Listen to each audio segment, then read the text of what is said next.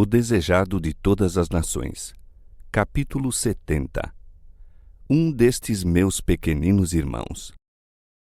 E quando o Filho do Homem vier em sua glória, e todos os anjos com ele, então se assentará no trono da sua glória. E todas as nações serão reunidas diante dele, e apartará uns dos outros. Assim descreveu Cristo aos discípulos no Monte das Oliveiras as cenas do grande dia do juízo. E apresentou sua decisão como girando em torno de um ponto.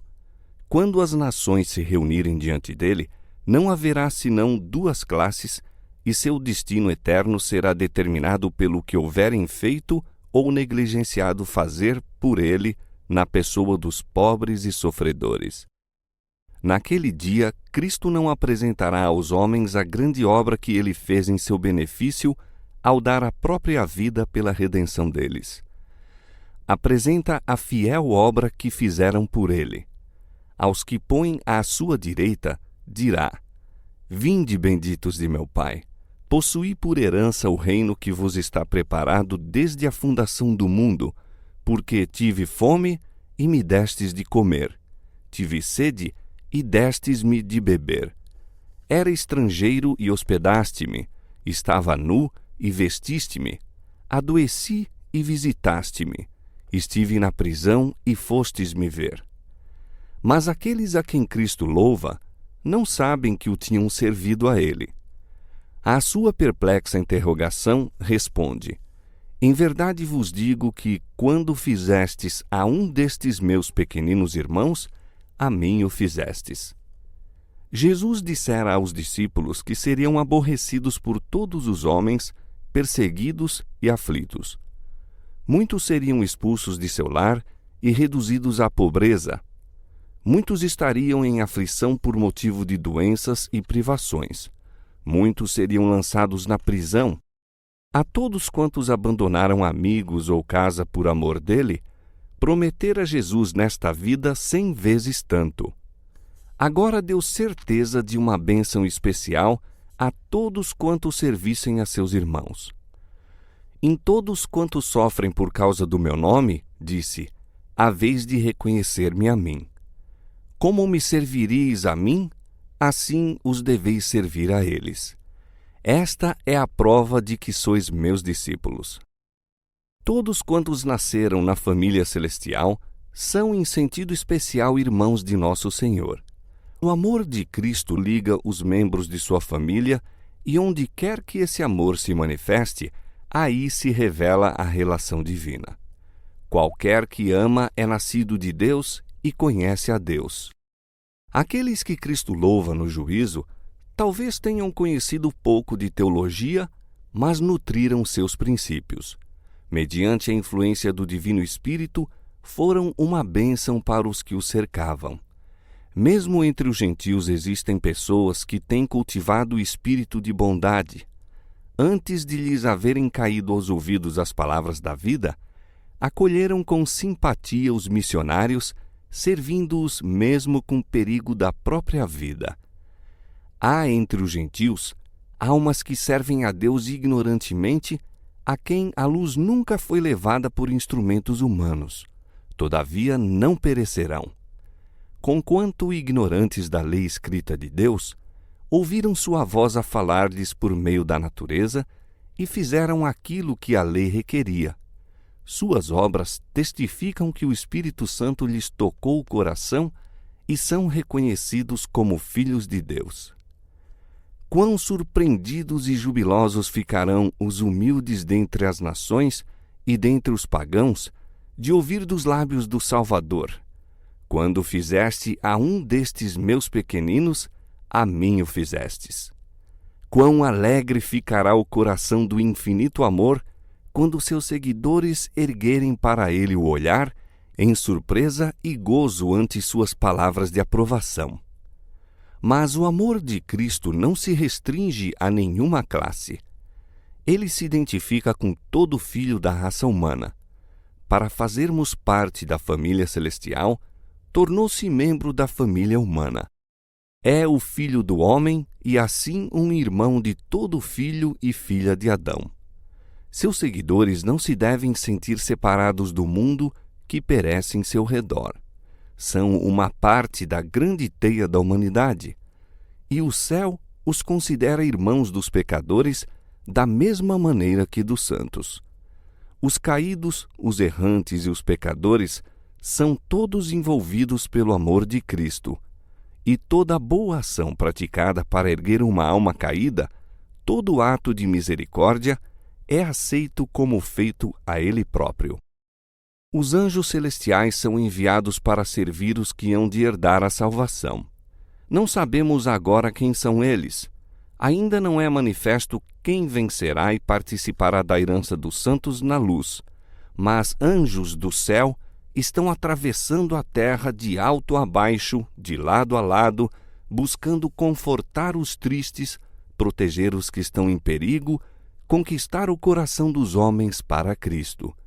Ninguém é negligenciado ou deixado à margem. Deus não faz acepção de pessoas e tem igual cuidado pelas almas que criou. Ao abrirdes a porta aos necessitados e sofredores de Cristo, estais acolhendo anjos invisíveis. Convidais a companhia de seres celestiais. Eles trazem uma sagrada atmosfera de alegria e paz. Vêm com louvores nos lábios e uma nota correspondente se ouve no céu. Todo ato de misericórdia promove música ali. O Pai, em seu trono, conta os abnegados obreiros entre os seus mais preciosos tesouros. Os que estão à esquerda de Cristo, os que o negligenciaram na pessoa dos pobres e sofredores, estavam inconscientes de sua culpa. Satanás os cegara. Não perceberam o que deviam a seus irmãos. Estiveram absorvidos consigo mesmos e não cuidaram das necessidades dos outros. Deus deu aos ricos fortuna para que socorram e confortem seus filhos sofredores, mas demasiadas vezes são indiferentes às privações dos demais. Sentem-se superiores a seus irmãos pobres. Não se colocam no lugar deles. Não compreendem suas tentações e lutas, e a misericórdia extingue-se-lhes no coração. Em custosas habitações e esplêndidas igrejas, os ricos excluem-se dos pobres e os meios dados por Deus para beneficiar os necessitados são gastos em ostentação, orgulho e egoísmo. Os pobres são diariamente roubados quanto à educação que deviam ter a respeito das ternas misericórdias de Deus, pois Ele tomou amplas providências para que fossem confortados com o indispensável à vida. São forçados a sofrer a pobreza que limita a existência, sendo muitas vezes tentados a ficar invejosos, ciumentos e cheios de ruins suspeitas. Os que não sofreram, por sua parte, a pressão das necessidades, frequentemente tratam os pobres com menosprezo, fazendo-lhes sentir que são considerados indigentes. Mas Cristo contempla tudo isso e diz: fui eu que tive fome e sede, fui eu que andei como estrangeiro, fui eu o enfermo, eu que estive na prisão. Enquanto vos banqueteáveis em vossa lauta mesa, eu me achava faminto na choupana ou no desabrigo das ruas. Ao vos encontrardes à vontade em vossa luxuosa habitação, eu não tinha onde reclinar a cabeça. Quando apinháveis o guarda-roupa de ricos trajes, eu me achava destituído de tudo. Ao irdes em busca dos prazeres, eu definhava na prisão. Quando distribuístes a escassa provisão de pão ao pobre faminto, quando destes aquelas insuficientes roupas para o abrigar da cortante geada, lembrastes acaso que o estáveis dando ao Senhor da glória? Todos os dias de vossa vida, eu me achava perto de vós na pessoa desses aflitos, mas não me buscastes. Não vos tornastes meus companheiros, não vos conheço. Muitos pensam que seria grande privilégio visitar os cenários da vida de Cristo na terra, andar pelos lugares por ele trilhados, contemplar o lago à margem do qual gostava de ensinar, as montanhas e vales em que seus olhos tantas vezes pousaram. Mas não necessitamos ir a Nazaré, a Cafarnaum ou a Betânia para andar nos passos de Jesus. Encontraremos suas pegadas junto ao leito dos doentes, nas choças da pobreza, nos apinhados becos das grandes cidades e em qualquer lugar onde há corações humanos necessitados de consolação. Fazendo como Jesus fazia quando na terra, andaremos em seus passos.